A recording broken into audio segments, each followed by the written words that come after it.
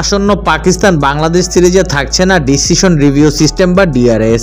এমন পরিস্থিতিতে ডিআরএস ছাড়াই খেলতে হচ্ছে দুই দলকে। ভারত পাকিস্তান যুদ্ধের প্রভাবেই যেন ঘটেছে এমন ঘটনা। পাকিস্তান সুপার লিগ পিএসএল শুরুর অংশে ডিআরএস ছিল, তবে মাঝে ভারত পাকিস্তান যুদ্ধ অবস্থায় পিএসএল স্থগিত করে দেওয়া হয়।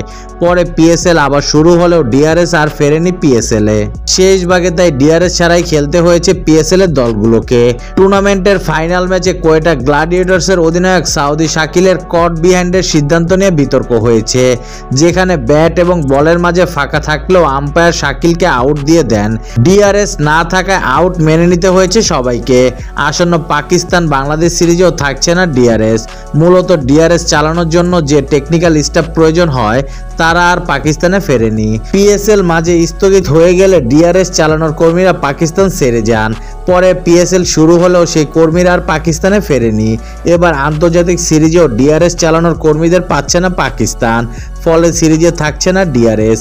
পিসিবি সূত্র বরাত দিয়ে এই খবর নিশ্চিত করেছে পাকিস্তানি গণমাধ্যম। বিষয়টি ইতিমধ্যে বাংলাদেশ দলকে জানিয়ে দেওয়া হয়েছে বলেও জানিয়েছে পিসিবির এক সূত্র। এমন পরিস্থিতিতে খেলা চালিয়ে যাবে পাকিস্তান এবং বাংলাদেশ। দুই দলের মধ্যকার ম্যাচে টি-20 সিরিজের প্রথম ম্যাচ মাঠে গড়াবে আজ।